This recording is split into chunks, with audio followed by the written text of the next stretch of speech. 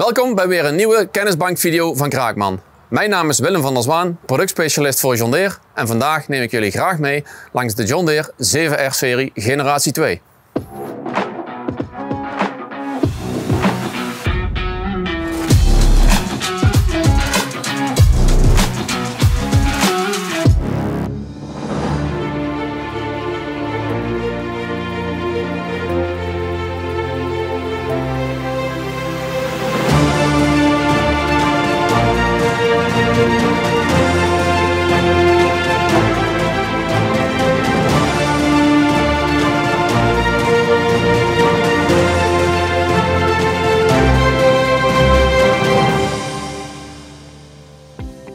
De 7R-serie bestaat uit 5 verschillende modellen, beginnende met een 270 en achter mij de grootste 350. Het typenummer op de motorkap geeft meteen het aantal pk's weer, nominaal gemeten zonder boost. Dus de 270, de kleinste, is met een 6,8 liter motor uitgerust met 270 pk. Achter mij de 350 met een 9 liter motor met maximaal 388 pk inclusief de boost. Alle 7R-modellen hebben een wielbasis van 2,92 meter, een bandengrootte affabriek tot 2,15 meter in doorsnede, zoals bijvoorbeeld achter mij 960 R42 en een eigen gewicht van plusminus 11,5 ton, maximaal te belasten tot 16 ton. Hiermee kunnen we de 7R inzetten voor zowel zwaar grondwerk waarbij veel eigen gewicht nodig is, of juist voor transport waarbij een laag eigen gewicht wenselijk is. Wanneer we wat verder inzoomen op het chassis, dan staan we hier bij een trekker met een eigen gewicht van zo'n beetje 11,5 ton. Aan de voorkant, aan de fronthef, kunnen we dit uitbreiden met een frontgewicht van 1800 kilo. En vrij uniek is aan de 7R-serie dat we aan de onderkant, midden onder het chassis, een oppikgewicht kunnen hangen van nog eens 1700 kilo.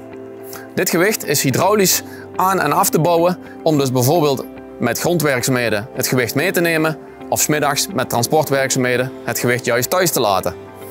Wanneer we dat nog verder uit gaan breiden met wielgewichten in de achteras van maar liefst 1,5 ton per wiel, kunnen we tot een maximumgewicht komen van 18 ton in de trekker zelf als basis. De 7R-serie is standaard uitgerust met een TLS geveerde vooras. TLS staat voor Triple Link Suspension. Het is dus een 3-punts ophanging. We hebben links en rechts een hydraulische cilinder die de vering regelt en midden onder het chassis, onder de buik van de tractor, zit nog een derde ophangpunt, daar waar de vooras eigenlijk aan het chassis van de trekker trekt. Om tijdens wegtransport meer comfort en stabiliteit te hebben, kunnen we de 7R uitrusten met een reactief stuursysteem. Dit stuursysteem kennen we allemaal vanuit de auto's, wanneer we bijvoorbeeld door een bocht gaan of een rotonde afkomen, dat automatisch het stuur weer naar de middenstand gaat en zo de trekker de koers vasthoudt. Wanneer deze reactieve besturing niet gewenst is, bijvoorbeeld bij veldwerkzaamheden, kan de bestuurder vanuit het display de reactiviteit uitschakelen. Standaard is een 7R affabriek uitgerust met een basisneusgewicht en hieraan kunnen we 50 kilo gewichten aanhangen. In dit geval zien we hier een 7R uitgevoerd met fronthef, afterkas en 2 dubbelwerkende ventielen affabriek geïnstalleerd. Deze fronthef kan 3150 kilo tillen op 60 cm voor de vanghaken. Verder bijzonder aan de afterkas is dat we de gehele tandwielkast, zoals die ingebouwd zit, aan de voorkant op de tandwielkast kunnen uitschakelen en zo voorkomen dat die nutteloos meedraait, bijvoorbeeld bij transportwerkzaamheden. En hiermee besparen we natuurlijk brandstof. Voor het dagelijks onderhoud kunnen we deze grote motorkap gemakkelijk openen. Aan de voorkant zien we dan als eerste het complete koelpakket. Dit koelpakket bestaat uit een horizontale inlaatluchtkoeling, verticale radiateur en onderin een horizontale transmissieoliekoeler en verder aan de voorkant koelers voor de airconditioning en de brandstof. Die laatste twee zijn gemakkelijk te openen door deze klep aan de zijkant en de koelers kunnen zo worden weggedraaid. Voor het reinigen van de overige koelers hebben we hier aan de zijkant een eenvoudig inspectieluikje, waarbij we dus alle koelers van binnenuit, eventueel met een compressor, kunnen schoonblazen. Alles is gemakkelijk toegankelijk en bovendien staat hier aan de zijkant een compleet onderhoud- en smeerschema. Om niet de gehele motorkap te hoeven openen voor eenvoudig het peilen van de motorolie, hebben we hier aan de zijkant een eenvoudig magnetisch klepje wat we open kunnen maken en vervolgens hebben we hier zowel de peilstok als ook de vulopening op dezelfde locatie. Achter deze kap, gemakkelijk toegankelijk onder de cabine, bevinden zich de accu's, maar ook het luchtfilter. Gemakkelijk vanaf de grond toegankelijk. We openen deze twee clipjes, we draaien de deur open en we kunnen met één hand het luchtfilter eruit pakken, reinigen en weer terugplaatsen. Aan de achterkant is de 7R voorzien van alle gebruikelijke opties. Zo hebben we een 13 tons hefinrichting, in dit geval voorzien van een hydraulische topstang, 5 ventielen met een pompcapaciteit van 223 liter, pneumatische aanhangwagenrem, hydraulische aanhangwagenrem, verlichtingstekker en isobusstekker, Power Beyond, oftewel Load Sense koppelingen. En zo hebben we ook op het spalbord de afstandsbediening voor aftekas, hefinrichting of het derde ventiel voor de hydraulische topstang te bedienen.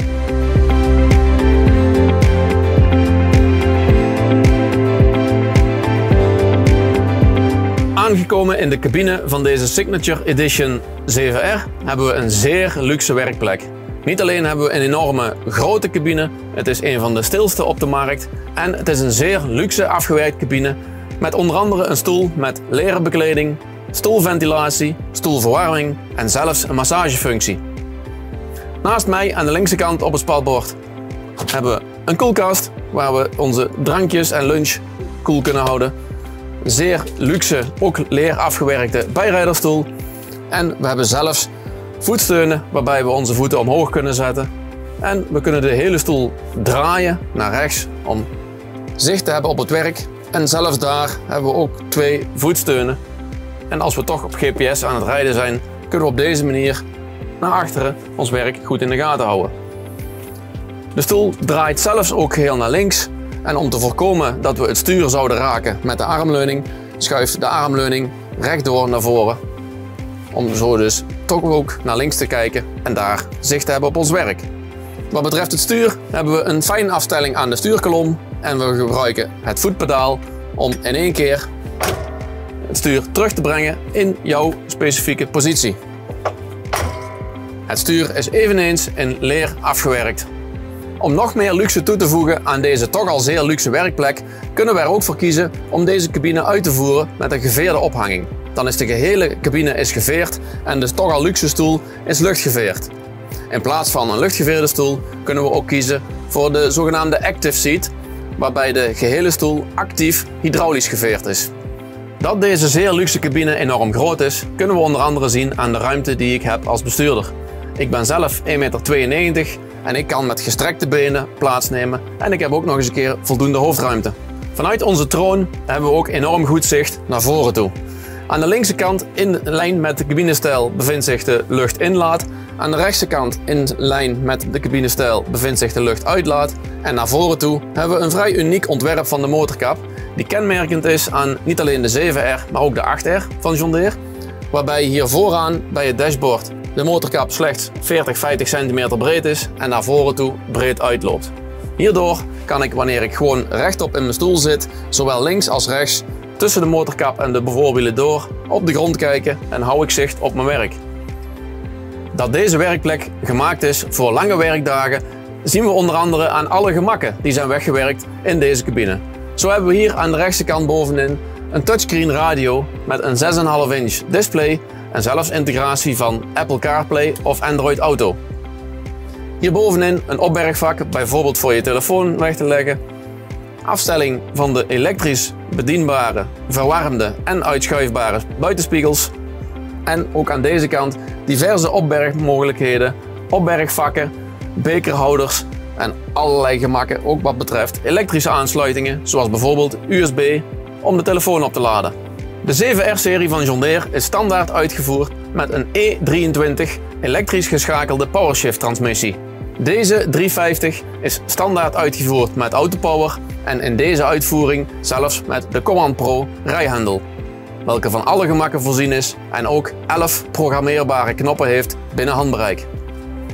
Voor degenen van jullie die misschien ervaring hebben met bijvoorbeeld de John Deere 6R, zal deze commandarm zeer bekend voorkomen. Het is namelijk precies dezelfde bediening die terug te vinden is in de 6R, in de 7R, in de 8R en tot op zekere hoogte zelfs in de 9R. John Deere maakt op deze manier gebruik van een universele bediening in alle machines en ook de menustructuur in het display komt zelfs overeen met bijvoorbeeld de maaidorser en de veldhakselaar. Deze 7R350 waar ik nu in zit is nog uitgerust met het 4600 display. Wanneer we momenteel nieuwe 7R's bestellen, komen alle tractoren standaard uitgerust met het vernieuwde G5 Plus scherm, wat standaard is voorzien van een autotrack en sectiecontrolebediening, activering in het display volledig geïntegreerd, eventueel uit te breiden met een GPS-ontvanger in het dak of op het dak om het makkelijk te kunnen verwisselen. Hebben jullie nou nog vragen over deze 7R? Neem dan contact met mij op met uw contactpersoon bij Kraakman of laat uw vragen achter in de comments. En vond je dit een leuke video? Geef ons dan een duimpje en vergeet je vooral niet te abonneren op ons kanaal, zodat je ook de volgende Kennisbank video niet mist.